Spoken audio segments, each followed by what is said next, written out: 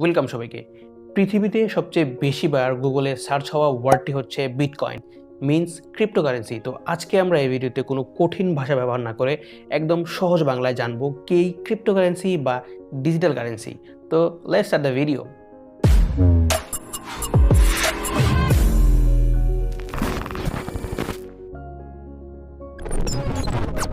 All over the world আপনি দেখেন কোনো মানুষ আপনাকে টাকা কেন দেবে?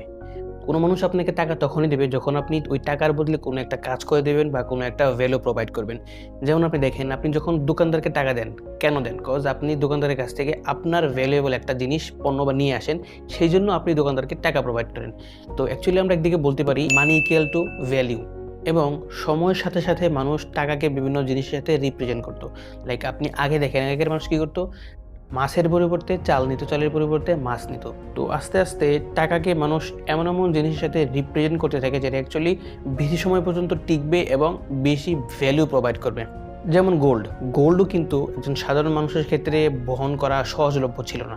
সেই জন্য প্রত্যেকটা দেশের গভর্নমেন্ট কী করলো? একটা ব্যাংক তৈরি করলো যেখানে আপনি আপনার ভ্যালুয়েবল গোল্ড বা ভ্যালুয়েবল কিছু জমা রাখবেন, ওটার পরিবর্তে ব্যাংক আপনাকে একটা রিসিট দেবে, অ্যান্ড ওই রিসিটের মাধ্যমে আপনি ট্রানজ্যাকশন করতে পারবেন। অ্যান্ড আস্তে আস্তে ধীরে ধীরে যখন এই ভ্যালুয়েবল ট্রানজ্যাকশনের ক্ষেত্রে ব্যবহার করতে থাকে, অ্যান্ড পরবর্তী সময়ে ওই ট্রানজ্যাকশনেবল যে রিসিটটা ওইটা অ্যাকচুয়ালি পেপার মানিতে কনভার্ট হয়ে যায়, তখনই এই ব্যাংকগুলা পেপার মানিগুলোকে অ্যাসেট হিসেবে তাদের কাছে গচ্ছিত রাখা শুরু করে দেয়। ব্যাংক কিন্তু সবসময় আপনার টাকা স্টোর করে না বা কাছে রাখে না, তারা এই টাকাগুলোকে বিভিন্ন জায়গায় ইনভেস্ট করে, বিভিন্ন মানুষকে লোন দেয়। ঠিক আছে, একদিক দিয়ে কী হচ্ছে, আমার টাকা আমি ব্যাংকে দিচ্ছি, ব্যাংক একজন থার্ড পার্টি হিসেবে আমার টাকাগুলোকে অ্যাকচুয়ালি নাড়াচাড়া করতেছে। এই জন্যই কোনো ব্যাংকের সবগুলো কনজিউমার যদি একসাথে ব্যাংকের কাছে তাদের টাকাগুলো আবদার করে, ব্যাংক কখন তাদের টাকাগুলো দিতে পারবে না। কজ ব্যাংক সবসময় টাকা রোটেট করে, আপনার টাকা আমাকে, আমার টাকা আপনাকে, সবার টাকা একসাথে মিলে এক জায়গায় ইনভেস্ট করে মানুষকে লোন দেয়। টাকাগুলো চুরি হয়ে যাওয়ার রিস্ক, টাকা স্ক্যাম হওয়ার রিস্ক, এইসব ঝামেলা থেকে মুক্তি পাওয়ার জন্য উৎপত্তি হয় ক্রিপ্টোকারেন্সি। ক্রিপ্টোকারেন্সি কিন্তু ব্যাংক যেমন আপনার টাকাগুলো সেন্ট্রালাইজ করতেছে, ক্রিপ্টোকারেন্সি কিন্তু অ্যাকচুয়ালি ডিসেন্ট্রালাইজ। এটা অ্যাকচুয়ালি একটা প্রোগ্রামের ভিতরে রান করে আপনার টাকা পয়সাগুলো, আপনার কারেন্সিগুলো চলাচল করে। ঠিক আছে, ক্রিপ্টোকারেন্সি হচ্ছে একটা ভার্চুয়াল কারেন্সি যেটা অ্যাকচুয়ালি একদমই সিকিউর এবং এটা একটা প্রোগ্রামের মাধ্যমে রান করে, যেটা হচ্ছে ব্লকচেন প্রোগ্রাম। অ্যান্ড এটা একদমই ডিসেন্ট্রালাইজ, মানে আপনার টাকা যেরকম থার্ড পার্টি ব্যাংকে মানুষ নাড়াচাড়া করতেছে, ওটা অ্যাকচুয়ালি এখানে সম্ভব না। আপনার টাকা আপনি যখন খুশি বের করবেন, যখন খুশি মানুষকে দিবেন, এটা অ্যাকচুয়ালি আপনার উপর নির্ভর করবে। এই জন্যই ক্রিপ্টোকারেন্সিটা মানুষের কাছে আস্তে আস্তে গ্রহণযোগ্য হয়ে উঠতেছে। ক্রিপ্টোকারেন্সি সেই কারেন্সিগুলোকে বলা হয় যে কারেন্সিগুলো অ্যাকচুয়ালি ক্রিপ্টোগ্রাফির মাধ্যমে তার দাম বা তার ভ্যালু নির্ধারণ করে। যেমন বিটকয়েন আমরা ধরি, বিটকয়েন কিন্তু সবসময় একই প্রাইস স্টেবল থাকে না। আজকে এটার দাম $21,000, কালকে এটার দাম $5 হয়ে যেতে পারে।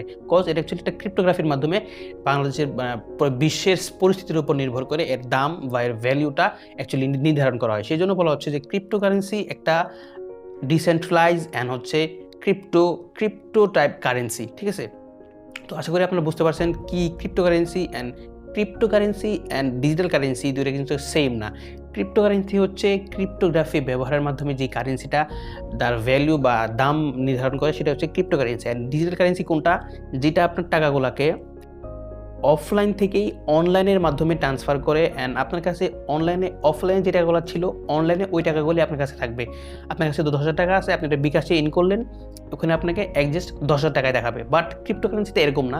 ক্রিপ্টোকারেন্সিতে আপনি যখন আপনার অ্যাকাউন্টে একটা বিটকয়েন কিনবেন, তখন আপনার ওইটার মূল্য আজকে দেখাবে হচ্ছে $5,000, কালকে হয়ে যেতে পারে $20,000। ক্রিপ্টোকারেন্সি এমন একটা কারেন্সি যেটা অ্যাকচুয়ালি ক্রিপ্টোগ্রাফির মাধ্যমে এটার দাম বা ভ্যালু নির্ধারণ করে। তো আশা করি সকলে আপনারা বুঝতে পারছেন কি এই ক্রিপ্টোকারেন্সি বা ডিজিটাল কারেন্সি। যদি ভিডিওটা ভালো লাগে, give a like, comment, subscribe and share.